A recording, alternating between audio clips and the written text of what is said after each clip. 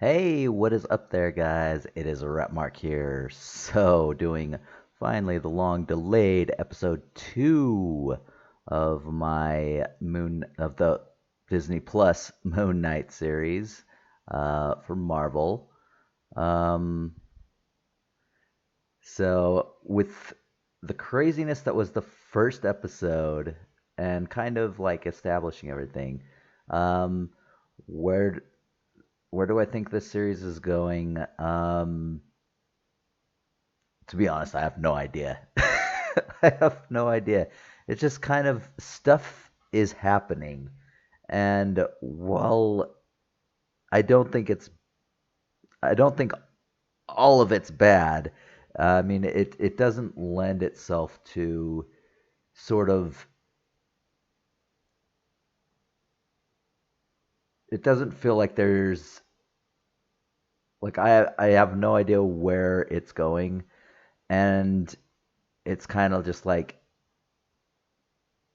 it's going in some strange directions where while I'm curious about it, it's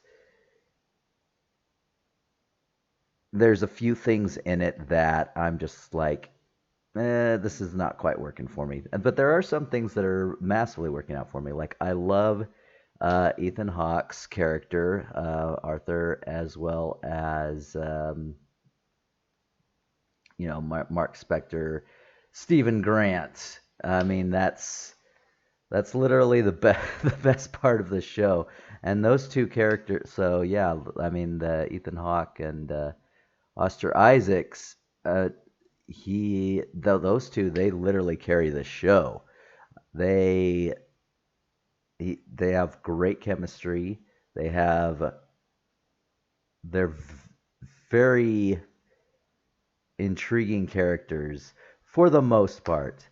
Um, there are parts where, especially in episode 2, where I thought Ethan's character was a bit over the top, to say the least. And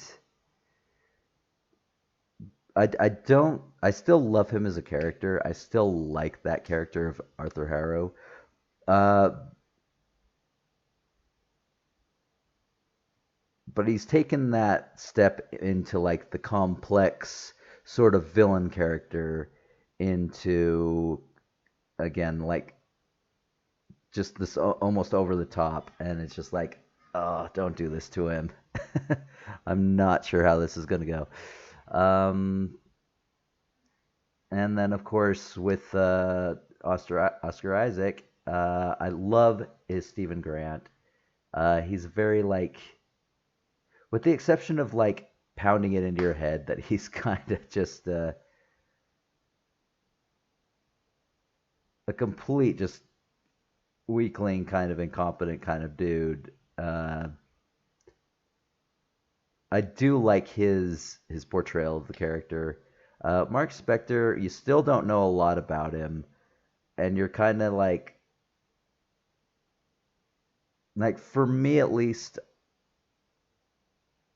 it's just like they better do something to like flesh him out.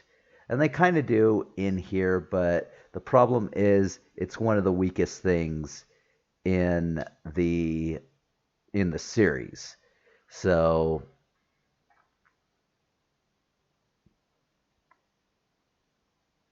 and that is his wife, which I'll get into later in the spoilers for this episode. Um, in terms of action, I am still liking the action, though I wish there was more of it. Is the problem? There only seems to be like, I'm saying like a lot. I'm sort of rambling, but yeah, they have good fight scenes, but the problem is it doesn't feel as satisfying as like some of the other fight scenes in like other Marvel series. I'm not going to say movies, of course, because it's hard for a TV series to capture something like that. But yeah, in terms of other series, like I think there have been more fight scenes, more action than there has been in this one. So, what am I going to go for in this episode? Um, I think this one is going to get another. This episode itself is going to get another 6 for me.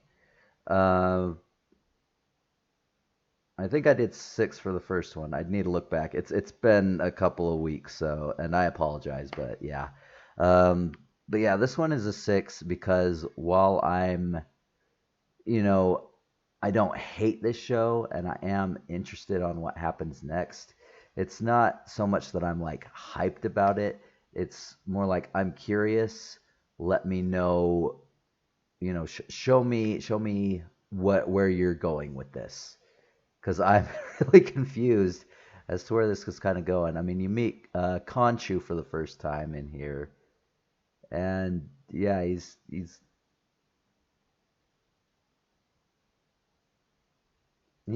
kind of a dick to say the least. But anyway, and of course you meet Layla, which I briefly went into, um, who happens to be Spectre's wife, and it's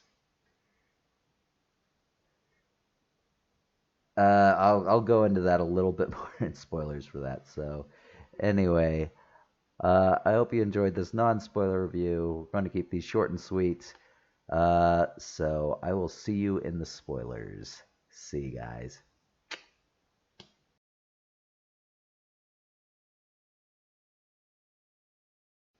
Hey, what's up, guys? It is Rapmark here with the spoilers section of this. So, again, after the first one, so we now have established that there are two people living in this one body. You have Stephen Grant and Mark Spector. Stephen Grant, this sort of hopeless, bumbling man, but who's so lovable at the same time.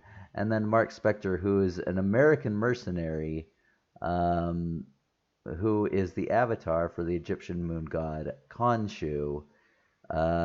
And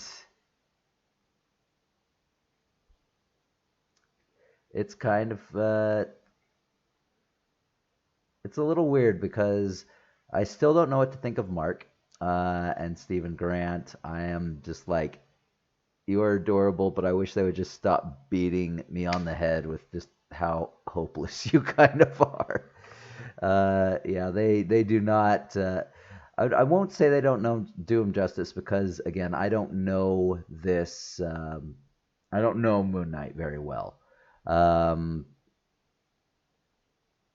but they definitely like really beat into your head that he is just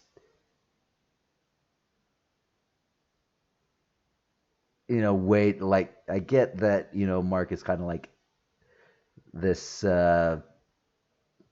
mercenary again who he's done all these horrible things. He's killed and he attacks monsters and it's just super weird. um, but there's really not much to him besides his wife Layla, which I'm going to get into right now. To be honest, the chemistry between those two is just I wasn't feeling it. It felt kind of forced. Um,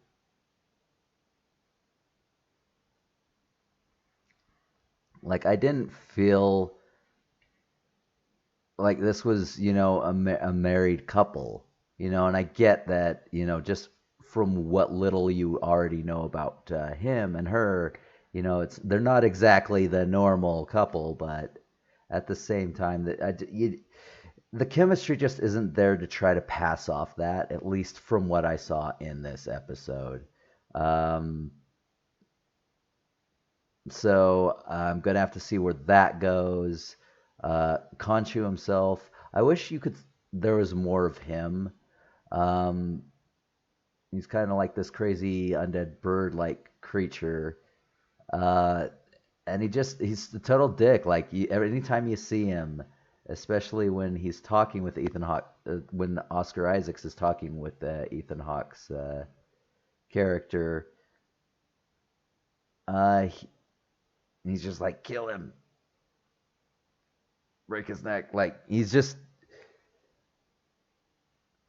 and Ethan Hawke's just like straight up like you find out that that Arthur is the former Avatar associated with Khonshu, and he got tired of it, I guess, and wanted to prevent future harm. So he went to Amit, whose whole thing again is to destroy anyone who not only ever did, but also ever will do something evil, which just sounds like a horrible Holocaust because we've all done this horrible, all of these we'll all do something bad in our lives. We will hurt somebody, be it a friend, family, whatever. Like no one is pure in this world. So that just sounds like everyone dying except for those who I guess serve him or her. I forget. Is Amet a god or goddess? It is goddess. All right, so her. There we go. Now, I can't wait to see what the other gods are like because I do know that a certain aspect that certain aspect that there are multiple gods. How many I'm not sure. Who they are I don't know. Again, I'm not as familiar with Moon Knight. I'm actually pretty novice. I'm not going to say this is the first time I've heard about it, but this is definitely the first time I've like dived into it. But yeah, anyway, so I'm kind of interested on finding more about Khonshu, about the gods, all that crazy stuff. Um, but yeah, I mean, I absolutely think that Oscar Isaac and Ethan Hawke literally is carrying this series the whole way through because their dialogue and their banter is just it's actually really good. But anyway, going back into Arthur Harrow, Ethan Hawke's character, uh, how he puts glass in his shoes. So apparently it's kind of like how some priests will like whip themselves, flagellating, I believe it's called, sort of beat away their sins through pain, and that's kind of what he's doing because, as he says himself, you know, he enjoyed the killing, and so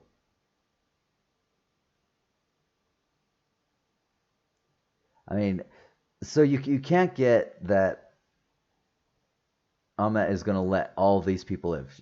She's either going to kill everybody or she's going to let those who serve her live because I mean there's no way. There's no way. There's no peaceful thing.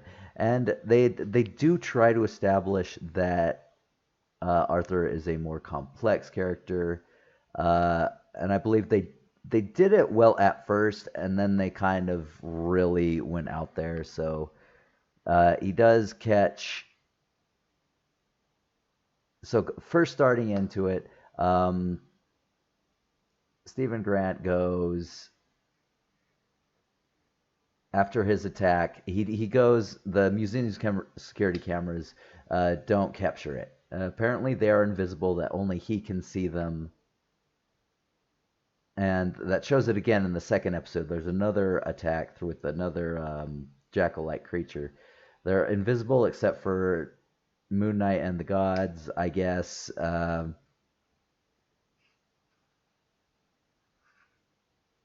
Which I mean, I personally think is kind of dumb. But I mean, if that's the character, then I mean, so be it. It's not the worst thing. It's just sort of a nitpick for me, at least on that front. So he gets fired for that whole last fight in the last one because all they saw was him running around and damaging stuff in the museum. So and then I do like how Mark and Steven sort of communicate through mirrors. They sort of play with the DID he experiences through mirror play, and it's you start to see that in the at the last part of the first episode, and then you see that way more in here, and even Steven like pulls it off, and so you get the like there's just constantly fighting, and I mean I hope there's some sort of like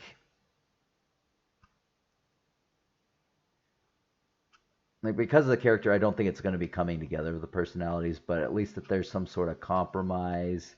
Because if it's just constantly fighting, then that's just going to seem really, really silly and really old really quick. So here's hoping that that sort of works itself out because they are really fighting against each other. Uh, so we also meet Layla, um, Mark's wife. Again, I see what they're trying to do, and I just don't think that the chemistry was there to pull off, that she is married to Mark. You kind of get the fact that he does kind of care about her, but that Khonshu wants him to be the next Moon Knight, and he doesn't want that, so now he's just trying to do everything. You also find out that he was essentially dead when Khonshu found him, and he resurrected him as Moon Knight, and yeah, I don't know if that has anything to do with the DID, if that is explained, if it ever will be explained. But yeah, I mean, I'm just not feeling the chemistry between them. Uh, her and Steven, I haven't made an opinion yet. I haven't seen a lot of them. Mark was in this one a fair amount, but it was also a fair amount of fighting. So, but again, it showed a lot of the creature in the CGI, which you know how I feel about CGI. I mean, it wasn't the worst. So there's that.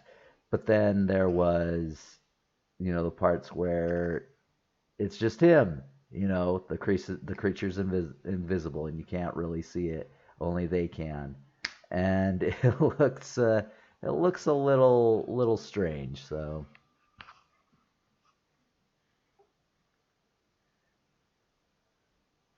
yeah.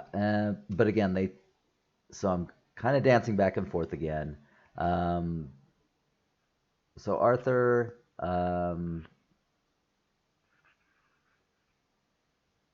he does capture Stephen, but at the same time, it shows that sort of like I guess a kinder side of his way of life, because it's in this low where his headquarters is this low income like place with drug dealers and terrible things, but yet everyone's friends. There's free meals and movies, and it's like this sort of utopia in this crappy part of town, and so so you get the feeling that they're trying to go for,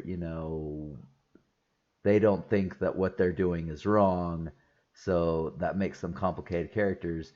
But then you kind of go into after, and Steven does this as well, like questions everything, and it's just like, would that include children? And just like, yes, if she deems it so, then it's just like, well, I draw the line at children. I mean,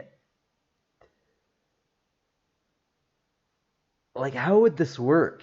Like how would this absolutely work? Like how is this paradise? Because I don't know. It's like I don't know. I think they could have gone into it better or in a different way.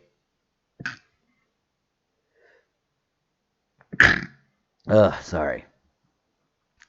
To sort of, reconcile that if they wanted to make him a complex character, but literally by doing that and showing that he supports the killing of children for the sake of utopia, even babies that have done nothing because they potentially could,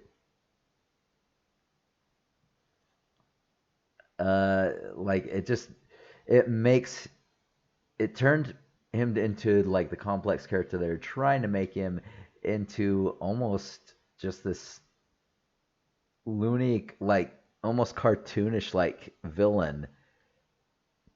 And I mean, I'm just gonna have to see like where it goes from here.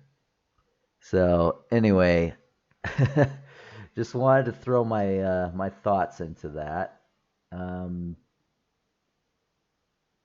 oh my gosh, there's a couple of things I still want to mention. So there are two different suits. So we saw Mark's Moon Knight suit, with wrappings and like the cape and the hood. It looked pretty badass. And then you have Steven's suit, which is a white like tie-in suit, and his face is covered, and it's almost like he's a white Deadpool, and it's so silly, and I actually do enjoy it, but I wish they would wear the suits more. So I hope to see the suits more in the coming episodes. Uh, I did like the fight; it was awesome.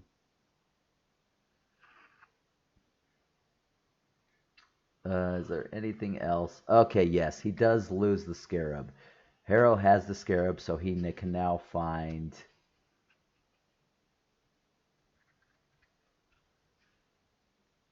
He can now find uh, the tomb, Amit's tomb, and then of course ends with Khonshu threatening to claim Layla as his next avatar if Spectre fails to stop Harrow. So essentially, kind of a cliffhanger.